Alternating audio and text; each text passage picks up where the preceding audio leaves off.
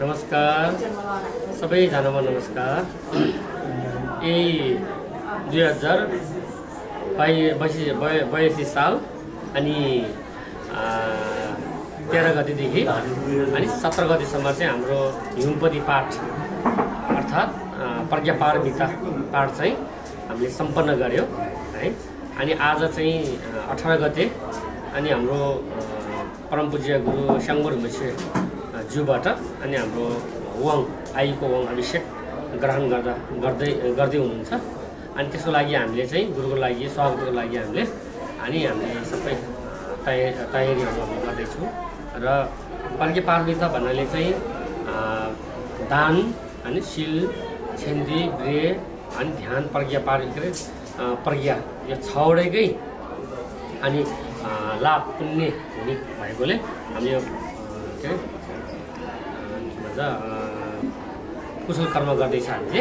त्यस कारणले हाम्रो कृष्णपुर चितवन कृष्णपुर भरतपुर वार्ड नम्बर 7मा कुकीसादी महाबौद्ध गुम्बामा अनि हामीले चाहिँ आज हिमपति पाठ चाहिँ सम्पन्न भएको भन्न चाहन्छु र हजुर सबैलाई धेरै धेरै धन्यवाद दिन चाहन्छु।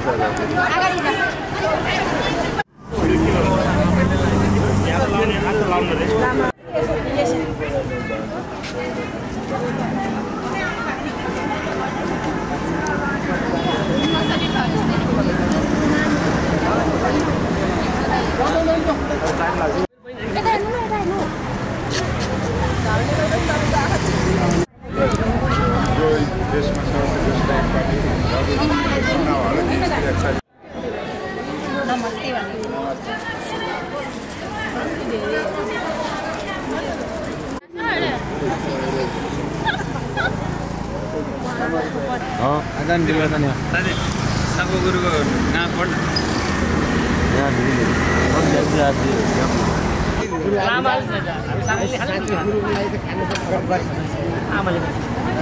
आज हाम्रो शान्ति महाबौद्ध गुम्बाले आयोजना गरिएको हिमपति प्रज्ञापारमिता पाठ वाचन महापूजा समापन कार्यक्रममा हाम्रा प्रमुख लामा गुरु ढाङ्गा रिम्पोछेज्यूको लागि स्वागतको लागि हामीहरू यहाँ लाइनबद्ध रूपमा हाम्रा शान्ति महाबौद्ध गुम्बाका सम्पूर्ण स्वागतको लागि हामी लाइनबद्ध भएका छौँ र उहाँ आउने बित्तिकै हामीहरू चाहिँ आउन साथ हामीले उहाँलाई चाहिँ स्वागतको साथमा हाम्रो गुम्बाभित्र प्रवेश गराउनेछौँ। त्यसपछि उहाँलाई चाहिँ हामीले खानाको बन्दोबस्त गरिनेछ र त्यसपछि चाहिँ उहाँबाट हामीले मन थाप्ने यानि अभिषेक लिने कार्यक्रम रहेको छ।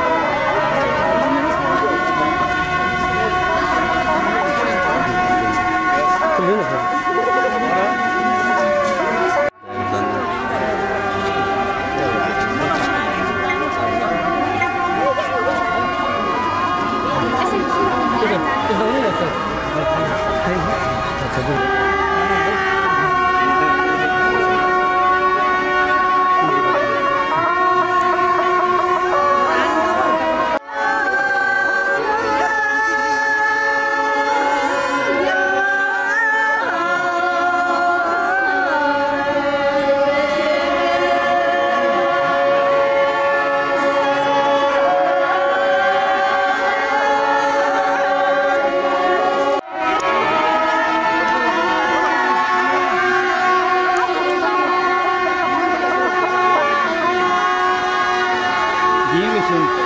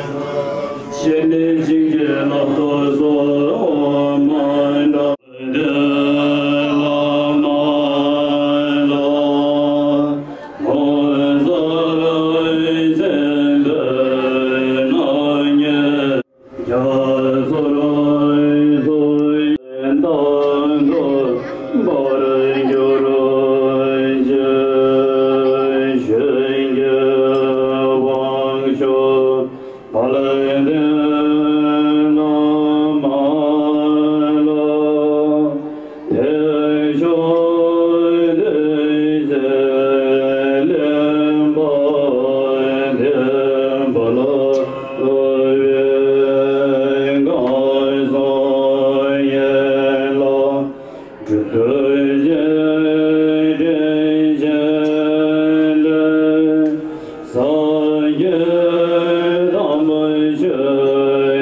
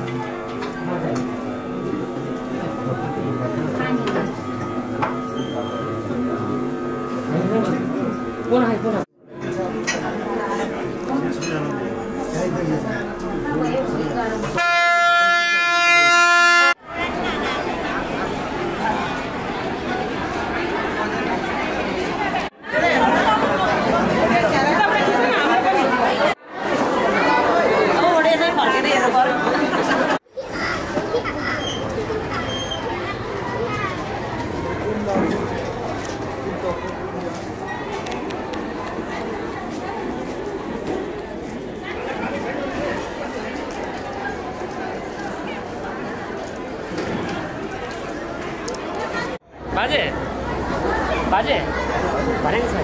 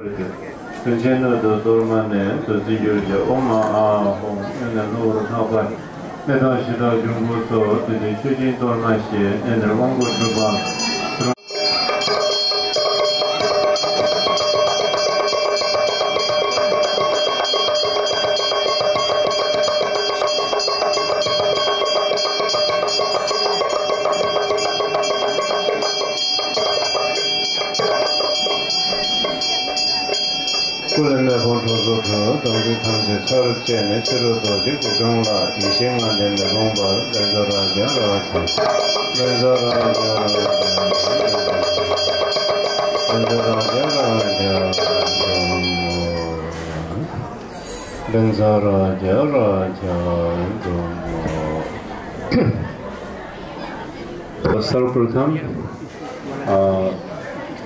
आज यहाँ उपस्थित हुनुभएका सबै महानुभावहरूलाई मेरो नमस्कार र शुभकामना व्यक्त गर्न चाहन्छु।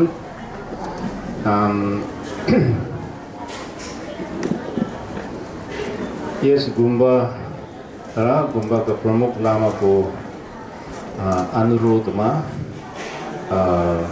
आज म यहाँहरू समक्ष एउटा वाङ दिने अवसर चाहिँ नै प्राप्त भएको छ।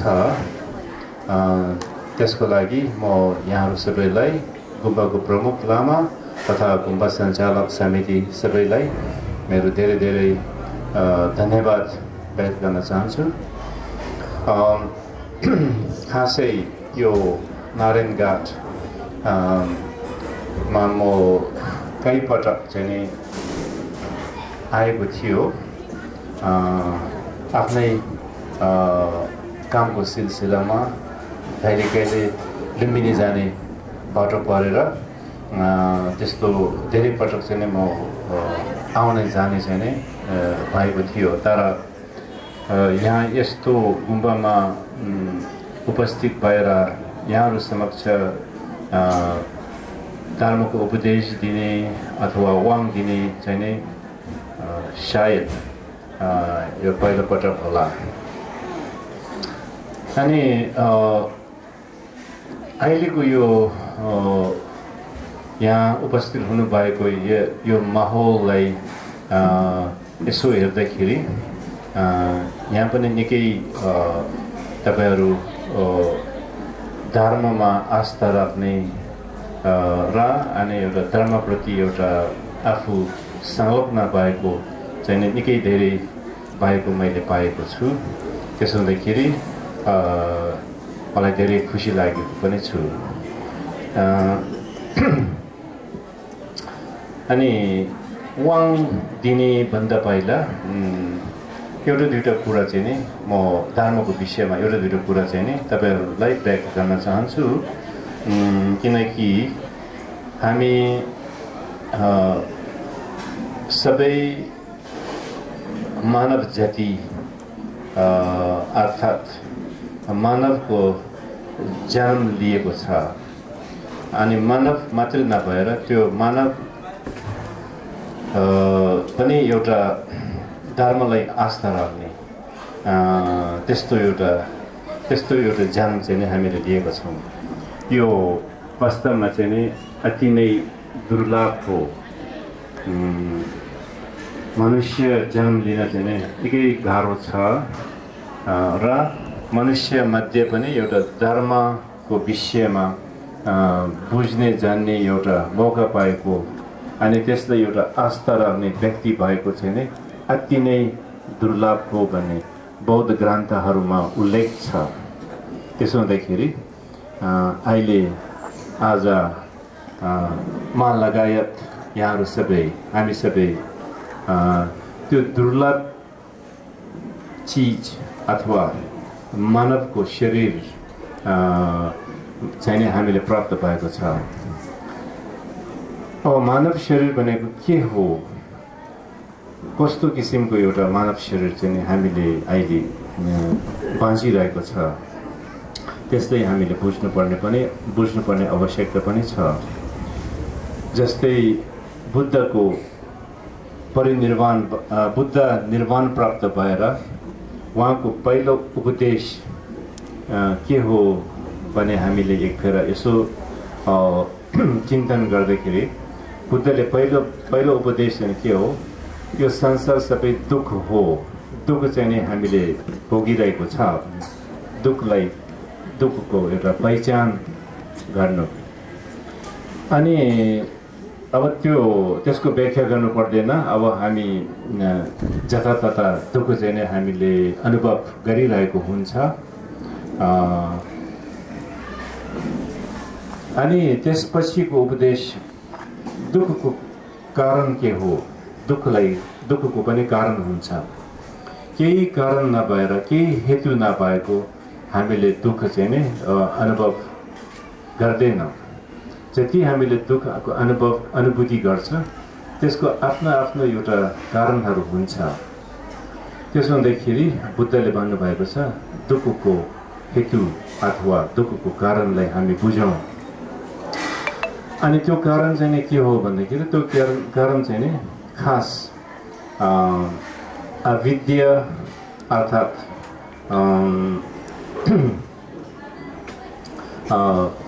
वास्तविकता नबुझेको स्थितिमा अनि हामीले राग द्वेष र मोह यिनीहरूको उत्पन्न हुन्छ। अनि त्यो राग द्वेष र मोह उत्पन्न भइसकेपछि अनि त्यसबाट मोह र अरू भन्ने एउटा दुई किसिमको एउटा भेद चाहिँ हामीले छुटाउँछ।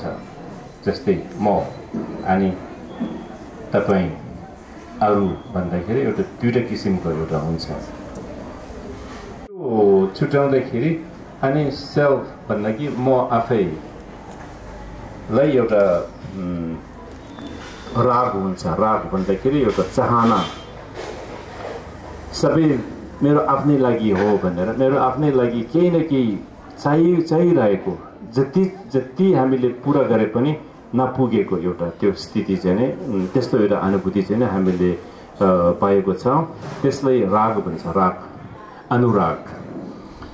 अनि त्यसपछि राग पाइसकेपछि फेरि अरूप्रति फेरि त्यसमा द्वेष, अर्थात् अरूले जे भयोस् मलाई एकदम राम्रो हुनुपर्छ भन्ने एउटा त्यो सोच चाहिँ हामीसँग हुन्छ। अब अरू जस्तै अरूले दुःख भए पनि भइरोस्, बरु मलाई सुख भएपछि अरूले दुःख भयोस् भाइ ठिक छ भने जस्तो त्यस्तो। अब त्यस्तै अनि दुश्मन प्रति एउटा द्वेष हुन्छ, रिस हुन्छ, क्रोध हुन्छ। अनि दुश्मन नभएको मान्छेलाई जे भइरहोस् भनेर एउटा केही वास्ता नगर्ने एउटा मनस्थिति हामीसँग हुन्छ। अनि त्यसपछि अनि त्यहाँबाट उत्पन्न भएको धेरै किसिमको त्यो सोचहरू हुन्छ, जस्तै ईर्ष्या गर्नु, जस्तै घमण्ड गर्नु, अहङ्कार हुनु, यस्तो किसिमको। अब बुद्धले भन्नुभएको लाई 84,000 त्यस्तो सोचहरू हुन्छ, जुन सोचहरूबाट हामी निरन्तर दुःख चाहिँ त्यसले दुःख चाहिँ उत्पन्न गर्छ भन्नुभएको छ। त्यस्तै हाम्रो आफ्नै अनुभूतिमा पनि त्यस्तै भइरहेको छ। त्यसो हुँदाखेरि दुःखको कारण पनि छ, अनि दुःख पनि छ, दुःखको कारण पनि छ। अनि दुःखलाई निवारण गर्न सक्छ कि सक्दैन? दुःखलाई निवारण पनि गर्न सक्छ। निवारण भन्दाखेरि दुःखलाई अन्त गर्नु, त्यो पनि हामीले गर्न सक्छ। त्यो कारण हामीले अन्त गरे पश्चात हामी दुःखबाट अन्त हुन्छ। अब त्यो दुःख निवारण गर्नलाई हामी के गर्नुपर्छ भन्दाखेरि अनि मार्ग, त्यो निवारण गर्ने मार्गमा हामी लाग्नुपर्छ, त्यो बाटोमा हामी लाग्नुपर्छ। त्यो बाटो के हो भन्दाखेरि बुद्धले शिक्षा दिनुभएको यो पुरै प्रवचन, बुद्धले शिक्षा दिनुभएको यो हाम्रो लागि दुःखबाट निवारण गर्ने एउटा मार्ग हो, मार्ग सत्य भन्छ। अब त्यो मार्ग हामीले खोज्दाखेरि अनि यसमा महायानको मार्ग हुन्छ, वज्रयानको मार्ग हुन्छ। अब यस्तो धेरै किसिमको उपायहरू हुन्छ। जस्तो धेरै उपायहरू हुन्छ, अन्तमा प्राप्ति चाहिँ नै निर्वाण हो, परिनिर्वाण हो, बुद्धत्व प्राप्त हुनु हो, दुःखबाट अन्त हुनु हो। दुःखबाट अन्त मात्र नभएर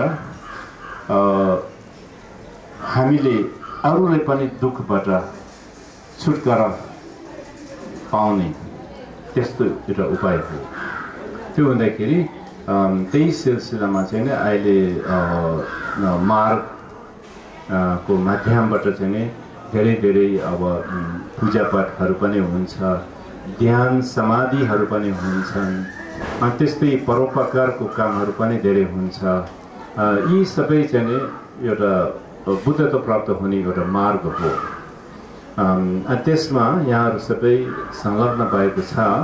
आज पनि तपाईहरूले मैले सुने अनुसार चाहिँ तपाईहरूले यो युम पाठ गरिसकेर, आज यो युम पाठ पुरा भइसकेर अनि त्यस पश्चात एउटा छोक र अनि यो वाङ को एउटा कार्यक्रम राखेको हो भन्ने मैले बुझेछु। अनि त्यो चाहिँ एकदम राम्रो हो। जस्तै प्रज्ञापारमिता अर्थात् युम पाठ चाहिँ खास यो पाठ मात्रैमा सीमित नगरेर यसको अध्ययन गर्नु पनि धेरै आवश्यकता हुन्छ। यो अध्ययन चाहिँ यसले शून्यताको मार्ग देखाउँछ। यो युमबाट शून्यता भनेको हाम्रो एउटा वास्तविकता हो। जस्तै अहिले हामीले शून्यताको ज्ञान प्राप्त नभएर यो संसारको सबै भौतिक चिजहरूलाई हामीले एउटा सत्य हो भनेर त्यो सत्यप्रति हामीले एउटा अनुग्रह त्यसको लागि एउटा फलोअप गरेर त्यसैबाट हामी भौतारिरहेको छ। अब यसको एउटा वास्तविकता शून्यता हो भन्ने एउटा हामीले गहिराइबाट चाहिँ हामीले यो अनुभूति भएपछि त अनि यसमा हामीले त्यो एट्याचमेन्ट भन्छ, अब यसमा हामीले यो सत्य हो भनेर त्यसैमा लागिरहनु पर्ने अवस्था पनि हुँदैन। यसको वास्तविकता हामी बुझ्न सक्छौँ यो संसारको सबै चिजहरूको। अनि त्यसको पछि चाहिँ यो संसारमा भएको हामी आफ्नै एउटा वास्तविकता अस्तित्वको पनि एउटा वास्तविकता चाहिँ हामीले बुझ्न सक्छौँ। त्यो सबै बुझिसकेपछि अनि हामीले त्यो राग मोह द्वेष यो ईर्ष्या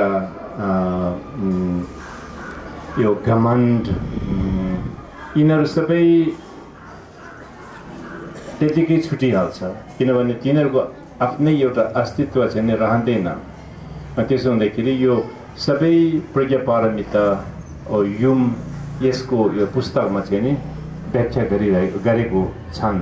भगवान बुद्धको जीवनकालमा चाहिँ नि 3 पटक चाहिँ नि एउटा धर्म प्रवर्तन चाहिँ नि गरेछ। पहिलो धर्म प्रवर्तन चाहिँ नि सारनाथमा अघि मैले भने अनुसार सत्यताको दुःख सत्य, हेतु सत्य, निरोध सत्य, मार्ग सत्य, त्यो 4वटा अघि मैले व्याख्या गरे अनुसार। त्यसपछि चाहिँ नि भगवान बुद्धको दोस्रो पटक धर्म प्रवर्तन चाहिँ नि त्यो राजगिरको गिर्दकुटी भन्ने पहाडमाथि चाहिँ यो धर्म प्रवचन चाहिँ भएको छ। त्यो धर्म प्रवचनको अर्थ चाहिँ नि अहिले हामीले यो युम परेको त्यही शिक्षा नै भगवान बुद्धले त्यो शिक्षा चाहिँ नि हामीले प्रदान गरेको छ। त्यसो हुँदाखेरि यो युम भन्दाखेरि हामीले एउटा यो लामाहरू बोलाएर एकपटक पढेर अनि यसको एउटा आफ्नो लागि शुद्धिकरण हुने, पुण्य कमाउने अनि त्यस्तै अब पुरै हाम्रो समाजलाई एउटा कल्याणकारी बनाउने त्यस्तो एउटा तपाईँहरूले सोचेर गरेको छ। त्यो पनि आफ्नै ठाउँमा ठिक छ। त्यो शुद्धिकरण पनि हुन्छ, त्यस्तो कल्याण पनि हुन्छ, पुण्य पनि कमाउँछ, आर्जन गर्छ, त्यो सबै चाहिँ हुन्छ। किनभने यो बुद्धको वचन हो। बुद्धको वचन भन्दाखेरि यसको आफ्नै एउटा धेरै महत्त्व छ। यो वचन चाहिँ एक फेर यसो हामीले पढेको बापत पनि हामीले धेरै पुण्य प्राप्त गर्न सक्छ। तर त्योभन्दा बढी चाहिँ त्यही प्रज्ञापारमिताको अर्थ हामीले अलिकति चिन्तन मनन गरेर अलिकति बुझ्न पाएपछि त झन् त्योभन्दा धेरै पुण्य। अनि त्यसको माध्यमबाट चाहिँ हामी अहिलेको यो मानव शरीरबाट चाहिँ बुद्ध प्राप्त हुने त्यस्तो एउटा मार्ग अथवा त्यस्तो एउटा उपाय चाहिँ हामीले त्यसै प्रज्ञापारमिता यो युमको माध्यमबाट चाहिँ हामीले प्राप्त हुनेछौँ। किनकि बौद्ध दर्शन भनेको एउटा भक्ति मार्ग मात्र नभएर यो एउटा विद्या जस्तै हो। ज्ञान हासिल गरेर बुद्ध प्राप्त हुने त्यस्तो एउटा मार्ग हो, त्यस्तो एउटा उपाय हो। भक्ति मात्र गरेर बुद्धत्व प्राप्त हुने होइन, भक्तिको साथसाथै त्यसको एउटा अध्ययन गरेर त्यसको बुझेर जानेर अनि त्यहाँबाट चाहिँ नि आफ्नै एउटा मनस्थिति अहिलेको यो मनलाई एउटा शुद्ध भएर अनि वास्तविकता अल्टिमेट अन्तिम चरणको एउटा हाम्रो मनस्थितिलाई एउटा ज्ञानको रूपमा चाहिँ नि परिणत गर्नु चाहिँ नि हाम्रो लक्ष्य हो। अहिलेको यो हाम्रो मन हाम्रो मनस्थिति चाहिँ नि अज्ञानता हो। अज्ञानता भन्दाखेरि हामीले केही नदेखेको केही नबुझेको पनि होइन, हामीले बुझेछौँ। हामी सबैले केही न केही बुझी छ, थाहा छ, के हुँदैछ सबै थाहा छ। तर धर्मको विषयमा एउटा अल्टिमेट भनौँ कि एउटा यसको अन्तिम सत्यता चाहिँ के हो, अनि त्यो चाहिँ नै हामीले बुझ्न सकेको छैन। त्यो बुझ्नको लागि हामीले यो शून्यताको ज्ञान हासिल गर्नुपर्छ। हामीले शून्यताको अर्थ बुझे बापत अनि बल्ल हाम्रो मन शुद्ध हुन्छ र अनि त्यही शुद्ध मन चाहिँ नि मनबाट ज्ञानमा परिणत हुन्छ। अनि त्यो मन नभएर त्यो ज्ञान हुन्छ। त्यो ज्ञानलाई के भन्छ? प्रज्ञा भन्छ। प्रज्ञा, त्यो प्रज्ञा चाहिँ नि बुद्ध हो। त्यही मनलाई हामीले बुद्धको रूपमा चाहिँ लिन सक्छौँ। भगवान बुद्धको पनि त्यस्तै हो। उहाँले पहिला अज्ञानता, अनि त्यहाँबाट चाहिँ नि सिद्धार्थ, अनि त्यहाँबाट चाहिँ नि उहाँले कठोर ध्यान र तपस्या गरेर 100 वर्ष जतिको तपस्या गरेपछि अनि उहाँले अन्तमा चाहिँ नि बोधगयामा गएर मनको एउटा वास्तविकता उहाँले बुझ्यो। मनको एउटा वास्तविकता बुझ्दाखेरि अनि त्यहाँबाट चाहिँ नि उहाँ मुक्त भयो।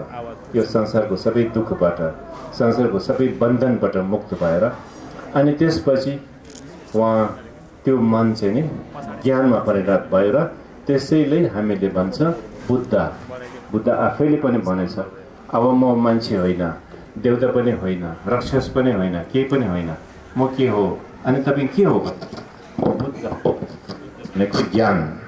त्यो ज्ञान रूपी चाहिँ नि त्यो प्राप्त भएको हो। त्यसो हुँदाखेरि यो हामीले बुझ्नुपर्ने आवश्यकता छ।